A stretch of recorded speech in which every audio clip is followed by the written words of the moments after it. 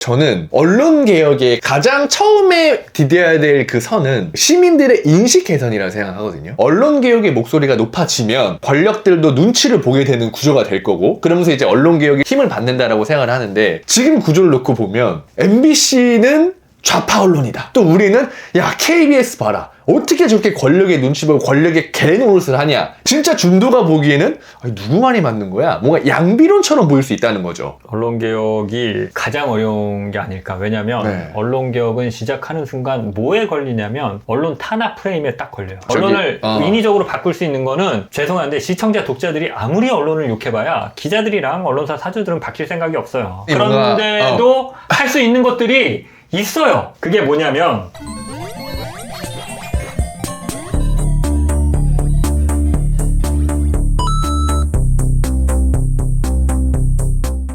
시청자 여러분들 반갑습니다. 저희 정치오락실에서 아주 인기가 많은 광고 상품 중에 하나가 바로 대박114 대리운전 어플입니다. 연말 또 연초 시즌이라서 회식 자리도 당연히 많아지게 되고, 윤석열 정부 때문에 많은 분들이 분노하셔서 좀 술을 많이 마시게 되는 그런 상황인데, 맥주 한 잔을 먹더라도 반드시 대리운전을 불러서 가야 됩니다. 대리운전을 부를 때 가장 중요한 건 두 가지입니다. 첫 번째는 얼마나 빨리 배차가 되느냐. 대박114 대리는 부른 즉시 거의 바로 도착을 하고요. 두 번째, 가격이 합리적이어야 합니다. 요즘 대리운전의 경쟁력 중에 하나가 가격이 얼마나 합리적이나, 요거를 되게 중시하게 보는데, 여기 내용 보시면은 제가 실제로 이용한 내역인데 굉장히 합리적이고 빠른 배차를 통해서 안전하게 귀가할 수 있습니다. 특히 모든 대리기사님들의 100% 실명 확인과 보험 가입, 그리고 과태료 발생 시에도 100% 보장이 되는 게 바로 대박114 대리입니다. 그 외에도 여러 이벤트를 진행하고 있는데,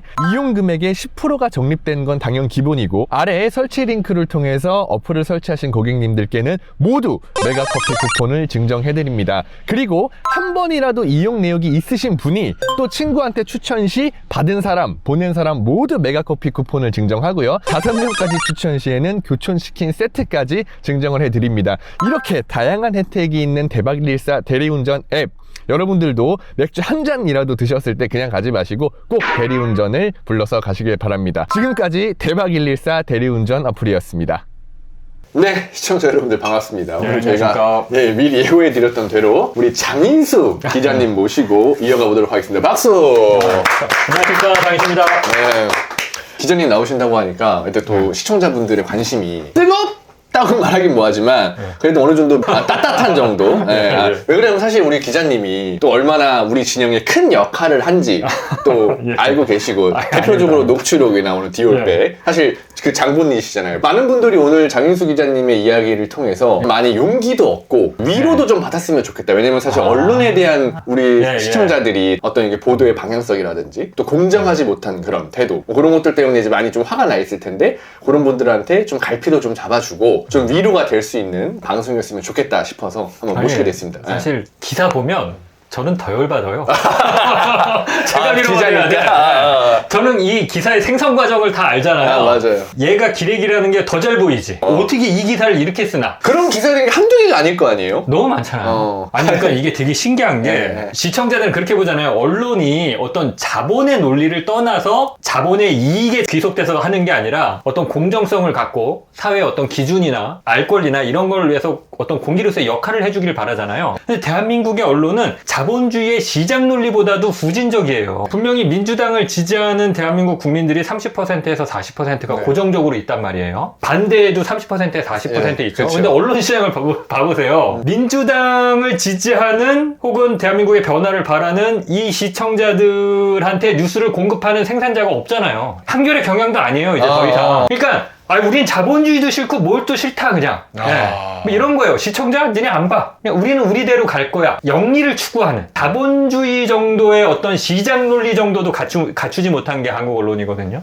돈벌이 관점에서 보더라도 그렇잖아요. 얘네들은 돈벌이에도 관심 없는 애들이에요. 그러니까 어떻게 보면. 그럼 뭘 원하고 그렇게 보도를 하는 거예요? 그러니까 그게 특이한데 그냥 제가 비밀을 말씀드릴게요. 이게 왜 그런 현상이 나타나냐면 대한민국 기자들 머릿속에는 독자나 시청자가 없어요. 그러니까 없다는 기준이 왜 없는 걸까요? 그게 독자나 시청자를 보라고 기사를 쓰는 게 아니에요. 그러니까 독자나 시청자한테 기사를 팔아먹기 위해서 기사를 쓴다라고 하면 말 그대로 그 40%한테 팔아먹는 기사가 있어야 될 거 아니에요. 그렇죠. 없잖아요. 그러니까 대한민국 기자들한테는 보수 진영의 40%의 독자만 중요하거나 이것도 독자 때문에 그런 게 아니라 자신들의 논리, 자신들이 사는 세상, 자신들이 상대하는 사람이 따로 정해져 있고 그 상대하는 그게 사람은 맞아. 누굽니까? 정치인, 관료, 판사, 검사, 기득권. 기자사회 이게 중요하지. 디올백 갖고 얘기를 해볼게요. 디올백을 MBC에서도 이게 쓰기 곤란하다라고 그래서 제가 나와서 유튜브에서 한 거잖아요. 근데 이거를 제가 후회하는 게 MBC에서 쓰게 하는 방법이 있어. KBS, 조선일보까지 다 쓰게 하는 방법이 있어. 어떻게 하면 되냐면 영상을 언론사에 제공하는 게 아니라 검찰한테 주는 거예요. 검찰한테 줘서 검사가 MBC 장인수 기자한테 김건희 여사가 디올백 받는 장면을 영상을 우리가 입수해서 이거를 그 청탁금지법이나 이런 걸로 지금 수사 중이야. 누가 이거 300만 원짜리 디올백을 줘서 나한테만 얘기해. 그래서 제가 검찰발로 서울중앙지검 뭐 관계자에 따르면 뭐 김건희 여사가 뭐 사인한테 명품백을 받는 영상과 카톡 내용 일체를 입수해 지금 김건희 여사에 대한 뭐 청탁금지법 위반 혐의를 조사 중이다. 이렇게 썼으면 이거 단독으로 일면에 나거나 무조건 탑뉴스에 갔을 거예요. 그러네. 받아 쓰는 건 해요. 근데 시청자를 놓고 보면 영상을 직접 입수해서 그 영상을 보여주면서 뉴스하는 게 훨씬 재밌고 시청률도 오를 거 아니에요. 그럼요. 그 뉴스는 안 해요. 시청자가 없어요. 얘네 머릿속에는. 그러니까 아까 얘기했던 대로 이 사람들이 그 특정에 전해놓은 그 사람들만 대상으로 하기 때문에 검사가 주는 거는 믿을만 한 거야. 우리랑 같은 세계에 있는 거고 여기서는 그 권위를 인정받는 거고 일단 이게 먼저 해결돼야 되는 거예요. 근데 여기서 인증을 받지 못한 권위에 부합하지 못하는 최재형, 이명수라는 이상한 애들이 뭔 이상한 걸 한 거야 라고 해서 이걸 했을 때 이거 소화가 안 되거나 권위가 없는 정보가 되는 거죠. 검찰에서 나온 정보는 권위가 있는 정보죠. 그러니까 기자들한테는 그게 되게 중요해요. 근데 그거를 관점을 돌려서 시청자 입장에서 보세요. 얼마나 멍청한 생각이야. 시청자 입장에서 보면은 그 영상 하나 없이 그냥 검사가 불러주는 거 받아 쓴 게 물론 그 자체도 섹시하지만 그게 사실 우리가 비판하는 시 바로 그거잖아요. 근데 그런 거를 무조건 쓴다니까요, 기자들은. 그게 좋은 기사예요. 그거는 하는 순간 디올백은 제가 어느 기자상도 받지 못했지만 그렇게 해서 디올백 보도를 했으면 이달의 기자상, 올해 기자상 받았을 거예요. 기자님이?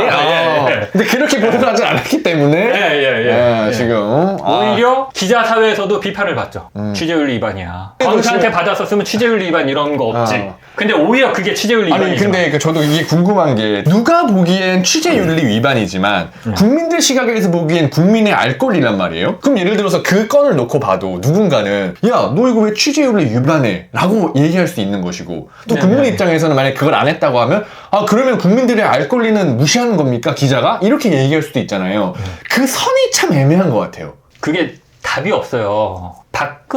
박근혜가 탄핵당할 때 결정적인 역할을 JTBC가 태블릿 PC 보도를 해서 하기도 했지만 그 두 번째 또 큰 특종이 TV조선에서 최순실이 그 의상실에서 박근혜 막 의상 그 만들면서 옆에서 청와대 행정관들이 막 핸드폰 이렇게 해갖고 막 갖다 맞추고 그거 어떻게 촬영했겠어요? TV조선이 거기다 갖다 카메라를 설치해 놓은 거예요. 그 당시에 아마 제보자가 고용태 씨인 걸로 알고 있는데 불법은 아니에요. 고용태 씨가 다른 걸로 근데 기자들이 가서 다 다른 거지. 내부자랑 이제 해서 고용태가 다른 걸로 해서 그런 식으로 이제 취재윤리 위반을 빗나가는 건데 어찌 됐건 가서 기자는 없는 공간에 몰래 카메라를 설치해 놓고 있다가 그거를 촬영해서 꺼내오는 게 윤리적이진 않잖아요. 그들이 비판하는 게 그거잖아요. 그러니까 너 왜 취재윤리 위반하냐? 몰카 설치하고. 누가 취재윤리 위반을 얘기했어요? 그런 거에 비해서 이게 그렇게 저는 뭐 취재윤리 위반의 정도가 심한가 디올백 같은 경우에 저는 그렇지 않다고 보거든요. 감정 취재 축에도 못 낀다. 이건 뭐 자세하게 얘기하는 게 뭐 시청자 여러분들이 관심이 있을지는 제가 모르겠는데 그때 진보 진영이나 많은 기자들이 취재윤리 위반이라고 비난했거든요. 근데 그거를 왜 진보 진영에서 비난하냐고 내 말을. 그건 모르겠는데 그냥 이 기사가 마음에 안 드는 것 같아요. 영부인이 백을 받았는데 공직자도 아니고. 그러니까 기자들 머릿속에 시청자가 없다니까요. 그러니까 그거 하나만 하시면은 나머지는 다 지들 세상에 살고 있기 때문에 지들 기준에서 나오기 때문에 그런 것들을 하는 거예요. 진보 진영 기자들도 야 이거 이런 식으로 취재하는 게 맞아? 시청자가 없기 때문에 시청자의 알 권리 이런 거 안 중요해요. 그래서 어쨌든 근데 기자님은 그럼에도 불구하고 이건 국민의 알 권리가 우선이다 생각해서 그러니까 저는 시청률 지상주의자예요. 그러니까 저는 공익이나 이런 거에 별로 관심이 없고 사실은 그래요? 시청률 지상주의자예요. 그러니까 모든 뉴스의 가치 판단이 이 뉴스를 시청자들이 재밌게 볼 것인가? 그러니까 처음에 얘기했던 그 자본주의의 논리 저는 잘 팔리는 기사가 좋은 기사다라는 생각을 갖고 있어요. 그러니까 제가 정의로워서 용감해서 막 공적 가치를 막 엄청 추구해서 그게 별로 그렇지 않아요. 아, 왜냐면 솔직히 이 정도 되면 장인수 기자의 개인 인터뷰이기 때문에 저는 고객을 위하고 기자로서의 어떤 사명감 이럴 줄 알았는데 진짜 솔직하게. 그러니까 MBC를 사표 내고 내가 봤을 때는 뭐 그런 식으로 평가받을 부분이 있을지는 모르겠는데 그때 이제 기자로서의 기본적인 원칙을 고민했으니까 야 이거 사표 내고 써야 되는 거냐 아니면 넘겨야 되는 거냐 그런 근데 고민을 했는데 MBC에서 만약에 기자님이 이 디올백 건을 가지고 보도해야 되냐 말아야 되냐 할 때 저희가 생각하기로 MBC는 그래도 굉장히 조금 합리적이고 약간 공정한 보도를 하고 공익을 위하고 진실을 대변하고 약간 이런 이미지가 있기 때문에 MBC에서는 흔쾌히 야 이거 그래도 해야 되지 않을까라는 생각이 좀 많았을 것 같은데 그때 당시 어땠어요? 그 안에서는? 일단 MBC의 분위기라는 거를 말씀드릴 수가 없는 게 네. 극비리의 취재가 진행됐고 제가 MBC에 사표를 냈을 때 제가 이걸 취재하고 있다는 걸 MBC 기자들이 다 몰랐어요. 그러니까 MBC 내부 기자도 모를 만큼의 극비로 보도국의 가장 정점에 있는 보도국장 그리고 네. 그 밑에 바로 부국장하고만 저하고 셋만 아는 거예요. 극비였구나. 네, 극비리. 나머지는 그냥 다 몰랐어요. 뭘 하는지. 그렇게 극비리에 취재를 했고 극비리에 보고를 했고 보도를 안 하는 걸로 결정을 했는데 이건 기자마다 생각은 케이스 바이 케이스예요. 그 이후에 이제 디올백을 MBC 기자들 중에서 디올백 보도를 보고 저거 장인수가 있으니까 저걸 왜 MBC에서 안 했지? 라고 하는 기자도 있을 그렇죠, 테고. 그렇죠. 시청자들도 또 네. 그렇게 생각할 수도 있고. 그런데 MBC여도 상당수의 기자들은 그걸 MBC에서 하는 거는 쉽지 않았다. 라고 생각하는 기자들도 많아요. 그러니까 예를 들어서 그 취재윤리 위반이나 어떤 그런 리스크들이 그렇죠. 있기 때문에 그건 그냥 여러분들이 알아서 판단을 하세요. 저는 이 디올백 보도를 MBC가 안 할 거라는 거는 1도 생각을 못했다라고 하면 거짓말이고 한 0.5? 이거 MBC에서 안 할 리가 없어. 설마 이걸 안 하겠어? 이렇게 생각을 했었어요. 비슷한 취재할 게 때. 좀 전에 말씀 주셨던 것처럼 보도국에 가장 탑이라고 하는 보도국장 그리고 부국장 원투잖아요. 네. 그 사람들이 알고 있는 상태에서 취재를 한 거기 때문에 그래서 당연히 보도를 할 거라고 저희도 생각을 하기 마련이잖아요. 근데 또 안 하셨다고 하니까 굉장히 그러니까 조금 제 생각은 그렇고 저는 아까 말씀드렸지만 시청자들이 재밌어하는 뉴스가 좋은 뉴스다. 이거는 너무 이게 시청률이 잘 나올 거라는 건 너무 확실하잖아요. 이걸 누가 계산을 못 하겠어요. 영부인이 명품백을 받는 영상에 완벽하게 카카오톡 메시지까지 명품백 사진 찍어서 보내니까 들어오세요. 너무 코미디잖아요. 맞아요. 그래서 저는 이렇게 완벽한 뉴스를 안 할 수가 없다라고 생각을 했고 이게 그러니까 기자들마다 다 생각이 다른 거예요. 근데 그 당시에 이제 MBC의 고민 이걸 MBC에서 하기 어려웠다라고 생각하는 것들은 뭐가 있냐면 다른 고민들이 있는 거예요. 기자들은 또 역시나 뭐냐면 그 당시에 뉴스타파 기자들을 검찰이 세게 수사를 시작했어요. 신학님 전 기자가 김만배한테 책 판권을 팔면서 돈을 1억 5천인가 받은 게 있잖아요. 네. 그게 그 당시에 터져갖고 막 수사를 할 때야. 그리고 또 그 전에 한 두세 달인가 몇 달 전에 MBC의 이면주 기자가 또 압수수색을 당했어요. 네. 한동훈의 그 인사청문회 자료를 기자들끼리 돌려봤는데 인사청문회 자료는 옛날에 그냥 무조건 기자들한테 뿌려주던 자료예요. 근데 이제 그걸 돌려봤다는 이유로 이면주 기자가 압수수색을 당했고. 그러니까 MBC 윗사람들은 그때 그렇게 언론 환경이 안 좋은데 이걸 보도했다가 역공을 당했을 때 우리가 우리를 지킬 수 있을 것인가. 안 그래도 MBC가 지금 MBC 사장 바꾸겠다고 그때부터 그 난리를 쳤고 그때 결국 KBS는 바꾼 거 아니에요. 네, 바꿨죠. MBC도 그때 그 위기였거든요. MBC 사장은 바꾼다고 하지 기자들은 계속 압수수색 당하지 이런 상황이 있는데 윗사람들 입장에서는 그러네요. 저를 위해준 걸 수도 있어요. 장인수는 뭐 젊은 기자고 해서 이거를 하겠다고 갖고 왔는데 제가 저걸 보도하고 검찰에 털리고 죄라도 하나 뒤집어 써서 사법 처리받고 그래서 쟤 망가지는 거 아니야? 기자 인생 끝나는 거 아니야? 선배들은 또 그런 걱정을 해야 돼요. 후발 기자들을 놓고. 다른 고민이라는 게 이제 시청자들은 미처 생각 못하는 그런 어떤 지점도 또 있네요. 성의 지점들도 네. 있는 거예요. 그리고 또 기자들이 또 역시나 크게 받아들였던 거는 취재윤리 위반을 어떻게 할 것이냐. 이걸 어떻게 할 것이냐. 이게 되게 어려운 문제예요. 근데 저는 심플해요. 취재윤리 위반해도 보도할 수 있어요. 그렇게 생각하시는구나 딱 기자님은 그냥. 아니 제가 지금까지 봤던 모든 보도 중에 취재윤리를 가장 심하게 위반한 보도는 삼성 엑스파일 보도예요. 불법 도청을 했어. 중범죄예요. 불법 도청한 결과물을 보도하는 게 맞아요? 취재윤리로 접근하면 불법 도청을 했어. 그것도 국가기관이 맞아, 국가기관이 개인들 어찌됐건 뭐 재벌이긴 하지만 재벌과 언론사 사주긴 하지만 이거를 불법 도청했는데 그 결과물을 보도하는 게 맞냐고요. 용서받을 수 없는 거잖아요. 맞아요. 불법 도청도 용서받을 수 없지만 그걸 보도하는 것도 취재윤리로 접근하면 용서받을 수 없어요. 근데 MBC 이상호 선배가 보도했고 고 노회찬 의원이 그 검사들의 실명까지 깠지. 시청자들은 박수 쳤죠. 왜 그래요? 시청자를 우선순위에 놓고 보도하면 가능해요. 근데 시청자들을 우선순위에 놓지 않는 순간 취재윤리 이런 거 생각하는 순간 이 고민하는구나. 보도는 못하는 거야. 그냥 간단해요. 저는 취재윤리를 위반했어도 시청자가 원하는 뉴스냐? 취재윤리를 위반했지만 내가 취재윤리를 위반했음에도 불구하고 이 보도를 하는 이유를 시청자들을 설득할 수 있느냐? 그러면 하는 거예요. 그래서 이게 디올백을 딱 기자님이 그냥 하신 거구나. 이거는 1도 고민이 없었어요. 고민 취재윤리 위반에 대해서. 여러분들 그때 최초 제가 보도하신 거 보면 이게 취재윤리 위반에 논란이 있을 수 있다. 논란이 일 것이다라고 제가 제 리포트에서 보도해요. 어느 지점이 취재윤리 위반인지. 제가 그걸 시청자들한테 던져줘요. 알아서들 해석하시라고. 그건 그렇게 하면 되는 거죠. 그러니까 가감 없이 있는 대로 다 보도했잖아요. 이거 사실은 이명수 기자가 뒤에서 돈 대준 거고 이렇게 해서 최재형 목사한테 전달한 거고 이렇게 언론사랑 이렇게 해서 한 거다. 협의해서. 제가 다 보도했어요. 그러니까 제가 생각하는 가장 해서는 안 되는 취재윤리 위반은 시청자를 속이는 거. 이건 용서받을 수 없는 취재윤리 위반. 설사 어떤 정보 소스가 불법적일 수도 있고 어느 경우에는 그렇잖아요. 불법 도청을 어떻게 그렇죠. 보도해? 네네. 그 자료를 입수했다라고 맞아요. 하더라도 미국에서 CIA 불법 도청한 거 가끔 터지잖아요. 맞아요. 그럼 그거 다 보도하지 말아야지. 그러니까 거기의 핵심은 시청자들을 놓고 시청자들을 우선시 고민하기 때문에 취재윤리 저는 위반은 간단해요. 뒷전이다. 내가 이거를 보도했는데 취재윤리 위반이 너무 커서 이건 시청자들이 보기에도 야 저거는 취재윤리 위반 된 걸로 공적 가치도 없는데 저렇게 보도하는 게 맞아? 라고 요구할 수 있는 아이템들이 있어요. 네. 예를 들면은 이건희 회장이 성매매 여성들을 이렇게 여러 명 불러서 막 이렇게 하는 그 몰카를 한번 뉴스타파가 했잖아요. 저는 그 보도 안 해요. 저한테 와더라도. 저한테는 그거를 재밌는 뉴스고 시청률은 잘 나오겠지만 거의 살 날이 얼마 남지 않은 오늘 내일 하는 이건희 회장을 상대로 해서 저런 식으로 몰카 취재를 해서 저거를 저렇게 폭로하는 거를 저는 안 했을 거예요. 왜냐하면 이게 반반이야. 저는 뉴스타파 보도를 재밌게 봤습니다. 그리고 뉴스타파를 욕하는 게 아니에요. 그 윤리의 기준은 누구나 낮으니까. 그리고 저는 적극적으로 보도하는 쪽을 선호해요. 기자라서. 근데 이제 그거는 왔으면 저한테 안 했을 거예요. 제가 이게 취재윤리 위반도 있고 굉장히 자극적이지만 그럼에도 불구하고 이런 공적 가치가 있습니다. 라고 폭로를 할 때는 공적 가치가 좀 있어야 되는데 그냥 개인의 성매매 정도가 재벌 회장이긴 하지만 그렇게 공적 가치가 큰 거 이게 시청자들이 꼭 알아야 되는 뉴스인가에 있어서 저는 그건 좀 자신감이 없어요. 시청자들을 우선에 놓고 보더라도. 정리를 하자면 이번에 김건희 그 디올백은 취재윤리 위반보다도 국민들이 이건 무조건 알아야 되는 또 공적인 가치가 있기 때문에 하기로 결정을 한 것이었다. 예. 좋습니다. 일단 시청률이 잘 나와. 시청률이 잘 나오고 아니 기자님이 굉장히 또 솔직하시기도 하지만 저는 솔직한 것 빼고 시체입니다.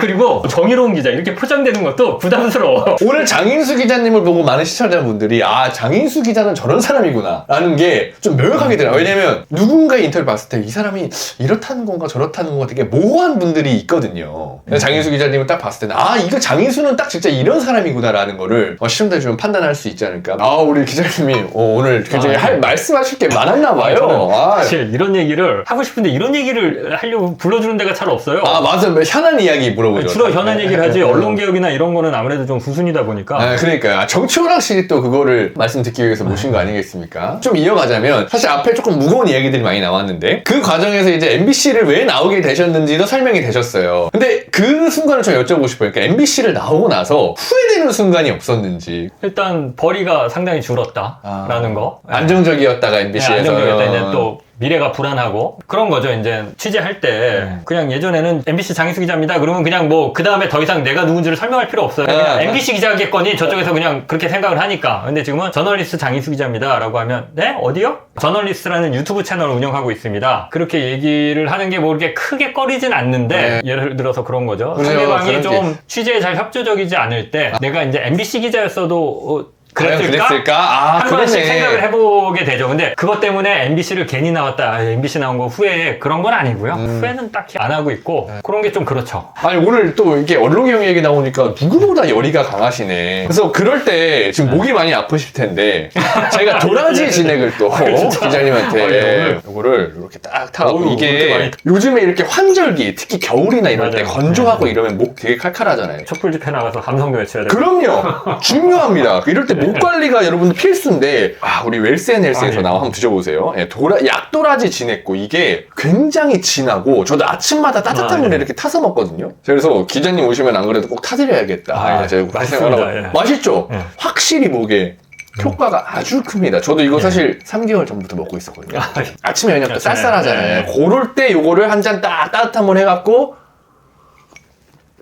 기관지에도 좋고 네. 구매하실 아침에 한 잔씩 먹으면 좋겠네요. 진짜 요새. 좋아요. 네. 여러분들 이거 구매하실 링크 저희가 고정 댓글에 남겨놓을 테니까 도라지 진액 정초락실 보고 왔다고 하시면은 2개 사면 2개를 더 줍니다. 2 플러스 2 많은 사랑 부탁드립니다. 자, 우리 기자님이랑 오늘 중식 먹었는데 이렇게 식후에 사람이 혈당이 올라가잖아. 그럴 때 바로 이 당당 때문에 이게 되게 유명한 제품이거든요. 식후 혈당 관리해주는 제품인데 우리 기자님 또 식사 맛있게 하셨으니까 제가 또 선물로 드려보겠습니다. 자, 한번 드셔보세요. 당당 때문에가 뭐냐면 식사하고 나서 피곤한 분, 식습관으로 식후 혈당 수치가 높아 고민이신 분들 그리고 드시던 영양제에 감흥이 없으신 분들이 이 당당 때문에를 드시면 아주 좋습니다. 당당 때문에는 식후 혈당 상승 억제에 도움을 줄 수 있는 바나바잎 추출물 성분인 코로솔산이 1일 최대 섭취량이 함유돼 있습니다. 혈당과 혈압 관리에 좋은 5가지 국내산 부원료를 바로 이 한 포에 담았습니다. 베타카로틴이 풍부한 구치뽕나무와 천연 인슐린 여주, 항산화 물질이 풍부한 구아바잎, 뽕나무잎, 혈당 잡는 돼지감자 추출물까지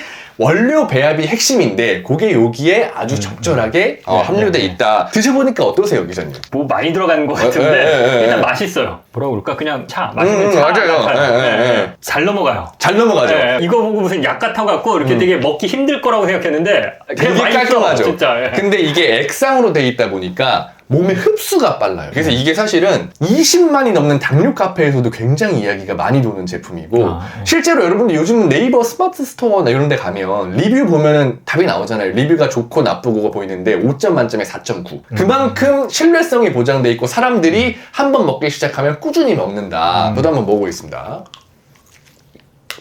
근데 이게 당당 때문에 확실히 목넘김이 좋고 한 포씩 가방에 챙겨 다니다가 이렇게 돼 있어갖고 소화제 막 이렇게 액상으로 된 거 이렇게 껄쭉한 그런 것들 있죠. 그런 거를 생각했는데 그거 생각하시면 안 돼요. 맞아요. 그냥 이거 사실 거의 음료수나 이 차 종류 그런 맞아요. 느낌이에요. 당당 때문에가 많은 분들에게 인기가 많은 이유는 그만큼 먹어보고 효과를 느꼈기 때문이에요. 혹시 건강검진 받았는데 식후 혈당이 좀 높은데요? 막 이런 분들 무조건 이거 드셔야 됩니다. 당뇨 걸린 사람만 먹는 게 아니에요. 이거는 혈당 관리는 건강할 때 해줘야 됩니다. 당당 때문에 정초락실 구독자들에게만 드리는 특별 혜택이 있는데 6개월분 180호거든요. 6개월분 구매 시 추가 11분을 또 챙겨드린다고 합니다. 반드시 정초락실 배송 메시지에 써주시면 혜택 받아보실 수 있고요. 지금까지 많은 분들에게 사랑받는 당당 때문에였습니다. 고맙습니다. 좀 그게 궁금했어요. 사실 MBC가 나오기가 쉽지 않을 텐데 나와서 또 기자님만의 길을 걷는 게 또 누군가는 응원하겠지만 저도 이제 어쨌든 정초락실이라는 제 이 미디어에 길을 가는 입장에서 좀 어려운 지점도 많잖아요. 저도 마찬가지로 개인적인 얘기지만 누구를 섭외를 할 때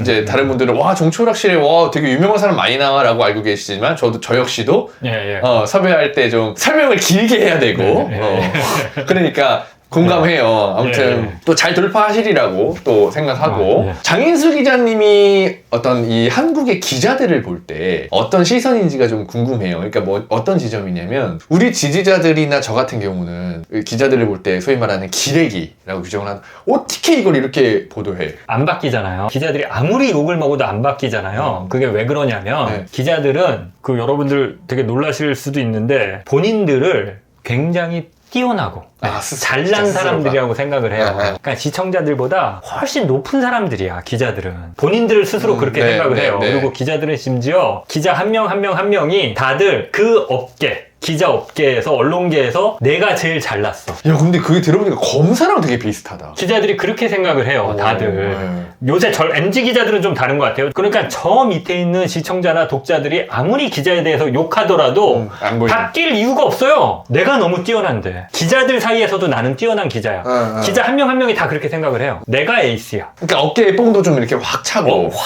대단하죠, 기자님들. 아니 그러니까 그게 되게 검사랑 비슷한 측면이 많다. 검사도 그러잖아요. 그렇게 약간 독립기관으로서 자기가 하나의 기관이라고 생각하잖아요. 검사들이. 태도가 굉장히 비슷하네. 그러니까 아무리 욕을 해도 바뀌지 않아요. 기자들을 누가 욕해야 바뀌냐면 진짜 누가 보더라도 뛰어난 선배 기자가 되게 혼내거나 욕을 하거나 이러면은 조금 바뀔 수 있어요. 그 회사 내에서. 아주 선배 기자들이 또 기자들이 그 안에서 하이라키가 되게 세거든요. 위계가 되게 세요. 기자들이 옛날 군대 조직이랑 거의 비슷해요. 되게 수직적인 그런 구조구나. 또 출세를 해야 되니까 선배들한테 잘 보여야 되니까 그런 부분에 있어서의 이제 윗사람들이 좀 제대로 된 사람들이 가서 회사의 방향이나 기사의 논조 같은 것들을 이 방향이 맞아라고 하면은 기자들이 거기에 순순히 따르겠지만 시청자들이 욕하는 것 갖고는 절대 기자들이 바뀌지 않고요. 그럴 리는 없겠지만 관료, 검사, 판사, 정치인 그나마 이런 사람들, 정치인도 이제 뭐 민주당 정치인들은 의미 없는 거고 이런 데서 좀 얘기를 하면 기자들이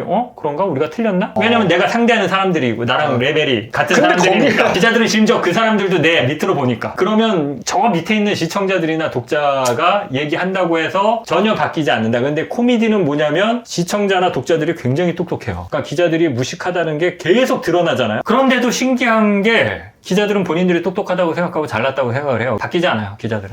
그래서 아까 말씀 잠깐 나왔지만 검사들이 저렇게 된 이유가 다 언론인 기자들 때문에 저렇게 된 것에 상당한 이유가 있다. 아까 이런 말씀도 주셨어요. 저는 한국 언론이 그 만약의 근원이라고 생각을 해요. 그렇게 일단 규정하시게 된 배경이 친일 언론. 친일 언론. 동아일보, 조선일보가 해방 이후에 언론 논조 같은 것들을 잘못 잡았죠. 지들이 친일을 했으니까. 친일 청산. 요새는 이제 적폐 청산이라고 하지만 그때는 이제 친일파 청산. 이런 것들이 하나도 안 됐고 이러면서 잘못된 방식으로 왔고 특히 검사들 같은 경우에 기자들이 어느 순간 검사들한테 예속이 됐어요. 그러니까 검사들이 옛날에 이렇게까지 90년대까지만 하더라도 검사들이 이렇게 권력적이고 힘이 세지 않았거든요. 그리고 기자들도 오히려 옛날에는 검찰에 대한 비판 기사들을 좀 썼었어요. 근데 그게 힘든 게 지금의 특종이 유통되는 과정이 검사가 누구 한 명을 족치거나 털어서 특종거리를 잡아낼 거 아니에요? 그거를 언론에 던져줘. 그러니까 거기에 쉽게 예속이 당한 거죠. 특수부 검사들한테 철저하게 예속이 된 거죠. 그러니까 기자들이 또 그런 게 있어요. 한국 기자들은 이게 요새는 안 그렇다고 하는데 또 그런 게 좀 남아있어요. 가장 취재 잘한다는 기자들을 법조에 좀 보내는. 기자들이 되게 권력지향적이어서 그런 데를 보내면서 검사들이랑 친분을 쌓고 거기서 정보를 받고 하면서 그래도 기자들은 자기가 출입하는 출입처에 대한 어떤 비판적인 지각 같은 거를 놓쳐서는 안 되는데 뭐 대한민국 기자들한테 그런 게 있나요? 그냥 디올백 영상이 검사들한테 가서 한동훈이 뭐 저한테 야 이거 한동훈이 저한테 얘기해 준 거였는데요. 보도했으면 야 장희수 너 한 건 했구나 잘했어. 잘했어. 회사에서 칭찬받고 탑뉴스로 나갔을 거예요. 검사들은 어느 순간인가는 권력자의 눈치를 보고 언론의 눈치를 봤는데 어느 순간 올라온 거죠. 정치 권력도 탐김 시대 이후에 커버가 안 되는 거죠. 상김 때까지만 해도 보수 정치 그게 남아있어서 권력을 잡으면 검사들을 인사로서 쫙 줄 세울 수 있었는데 그게 어느 순간 민주화가 되면서 이 권력의 공백 그리고 언론은 알아서 검사들이랑 짬짬이하는 흔히 짬짬이한 거죠. 이게 그렇게 되면서 검찰을 제어할 수 있는 게 없어졌어요. 근데 유일하게 검찰을 제어할 수 있는 게 저거 봤을 땐 언론이라고 생각을 했는데 언론이 그 책임 의무를 그냥 내팽겨 버린 거죠. 그냥 여기서 주는 특종 받아먹는. 그 장윤수 기자님이 오늘 얘기한 것 중에 굉장히 진짜 중요한 포인트가 있다고 보는 게 단순히 뭐 어려운 사람들 다 떠나서 검사라는 기관이 눈치를 봐야 될 건 그 위의 권력 또는 언론이어야 되는데 이게 지금 검찰의 왕이 지금 대통령으로 저렇게 그냥 막 무소불위로 휘두르고 있고 검사들이. 아니, 검사들이 대통령을 무서워해요. 기자를 무서워해요. 그러니까 오히려 난리를 달아버렸잖아요. 기자들은 자기 편이고 이게 대한민국에서 가장 센 게 왜 검찰개혁, 언론개혁이냐. 가장 부패하기도 했지만 가장 센 권력기관이거든요. 언론 기자 개개인 한 명 한 명은 별건 아니지만 얘네 때로 뭉쳐서 그냥 언론 전체가 다 그쪽으로 몰아가면 사회가 그쪽 방향이 주요 이슈인 줄 알고 가니까 아직까지는 주류 언론들이 그 힘이 있으니까. 예. 근데 이 검찰과 언론이 짬짬이가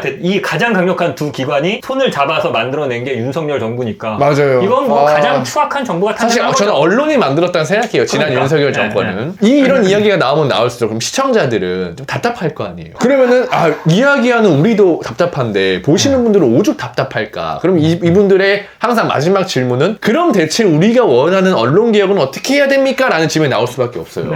자 그러면 장인수가 보는 언론개혁 이게 궁금한데 저는 약간 그렇게 생각해요. 그러니까 저는 언론개혁의 가장 처음에 디뎌야 될 그 선은 시민들의 인식 개선이라고 생각하거든요. 언론개혁의 가장 출발점은 그 이후에 이제 시민들의 인식이 좀씩 개선되고 언론개혁의 목소리가 높아지면 또 위에 그런 권력들도 눈치를 보게 되는 구조가 될 거고 그러면서 이제 언론개혁이 조금씩 이제 힘을 받는다라고 생각을 하는데 지금 구조를 놓고 보면 MBC는 좌파 언론이다. 막 저쪽에서 공격을 하고 또 우리는 야 KBS 봐라. 어떻게 저렇게 권력의 눈치 보고 권력의 개노릇을 하냐 이렇게 비판을 하잖아요. 그럼 사실은 진짜 중도가 보기에는 아니, 누구 말이 맞는 거야? 뭔가 양비론처럼 보일 수 있다는 거죠. 그러니까 그런 측면에서 사실 인식 개선이 쉬울 것 같지가 않은 게 여기는 좌파 언론이라 하고 여기는 우파 언론이라고 하고 그러니까 그런 구조 속에서 어떤 뭐 장인수가 보는 언론 개혁이랄까? 요걸 조금 마무리를 해주신다면 어떨까요? 언론 개혁이 가장 어려운 게 아닐까. 왜냐면 네. 언론 개혁은 시작하는 순간 뭐에 걸리냐면 언론 탄압 프레임에 딱 걸려요. 저기, 언론을 인위적으로 바꿀 수 있는 거는 얘기했지만 죄송한데 시청자 독자들이 아무리 언론을 욕해봐야 기자들이랑 언론사 사주들은 바뀔 생각이 없어요. 안 바꿔요. 우리가 숱하게 욕해봤잖아. 안 바뀌어. 저들은.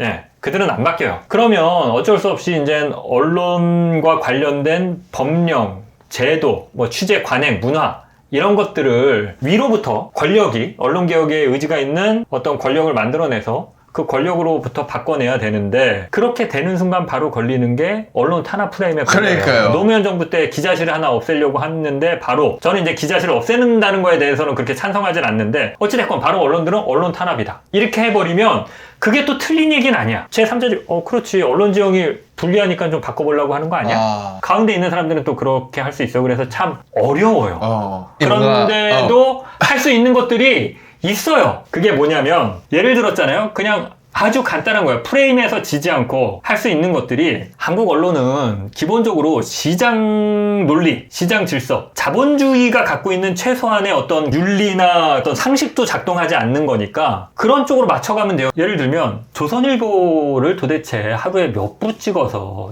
몇 부는 유가지로 팔고 몇 분은 무가지로 돌리는 거냐 이거를 아는 사람이 있어요 대한민국에? 조선일보 관계자들 빼고 아는 사람이 있냐고요? 없을 것 같아요. 그럼 정부가 나 우리 언론 탄압 아니야. 근데 우리가 너희한테 광고를 주려면 야 요새 유튜브 들어가봐 124,750명이라고 클릭수 조회수가 정확하게 나오고 그거에 따라서 유튜브에서 나오는 이 선진적인 시스템이 있는데 한국은 도대체 조선일보건 국민일보건 심지어 한겨레까지도 몇 부를 찍어서 몇 부를 얼마에 정확하게 팔고 얼마는 무가지로 돌리고 이거를 알아야 우리가 너희한테 광고도 줄 것이고 광고주들도 너희한테 믿고 광고를 줄 것이고 그거에 합당하게 광고료를 책정해서 그냥 대충 눈대적으로 조선일보가 그냥 선전하니까 그래도 조선일보가 제일 많이 팔리나 보다 하고 그냥 광고 주는 거고 뭐 이런 굉장히 후진적인 시스템이니까 야 요즘 같은 선진 시스템 유튜브 봐라 얼마나 요거는 그러니까 제도적으로 할 수 있다. 아니 그걸 왜 못하냐고요. 답답해 죽겠어요 진짜. 이게요 작을 것 같죠? 논조가 바뀐다니까요. 이거 치고 들어가면 얘네들 논조가 바뀌어요. 조중동부터. 밥그릇과 관련된 거거든요. 그러네. 실질적으로. 맞네. 그러니까 언론 탄압이라는 프레임에 빠지지 않고 아니 선진적인 시스템을 만들어서 광고주가 너희한테 정확하게 광고료를 지불하면서 내 광고의 가치를 그래야 니들도 산다. 유튜브는 정확하게 동접자가 몇 명이고 전체 나중에 한 일주일 지났을 때 클릭수가 몇 개인지 정확하게 아니까 광고주가 그거 보고 유튜브에 많이 광고하는 거 아니에요. 반쯤 눈 감고 하는 거잖아요. 신문에 하는 거는. TV도 마찬가지고. TV는 좀 낫지만 그렇지. 선진적인 시스템 만들어야 된다. 이거 누가 반대? 광고주들도 좋아할 거 아니에요. 심지어 기업도 좋아할 거야 이건. 아까 말씀 주신 대로 그 언론 탄압 프레임에서도 벗어나고 오늘 이 방송을 제가 민주당 의원분들한테 좀 공유를 하도록 하겠습니다. 이거는 진짜 정권 잡으면 초반에 언론개혁 TF 만들어서 진짜 언론개혁에 진심인 전문가들 불러서 어디서부터 뭘 어떻게 바꿔갈 것이냐 하나부터 하나씩 할 수 있다니까요. 이게 다 제도하고 관련된 건데 그거 지금까지는 그냥 신문들이 알아서 그냥 하는 거였는데 그런 것들을 검증하는 투명하게 검증하는 시스템 만든다고만 해도 굉장히 좋아지고 또 하나 여러분들 다 아시잖아요. KBS, MBC 사장 선임구조 말이 안 되잖아. 대통령 바뀌니까 그냥 사장이 바뀌잖아요. 맞아요. 이거는 바꿀 수 있잖아요. 이게 다 신물 나잖아 이제 시청자들도. MBC, KBS 보니까 대통령 바뀌면 대통령 바뀌는 대로 논조가 그냥 180도. 그러니까 시청자들이 보기에도 이상하잖아요. 민주당 같은 정권이 집권했을 때 우리가 기득권을 내려놓게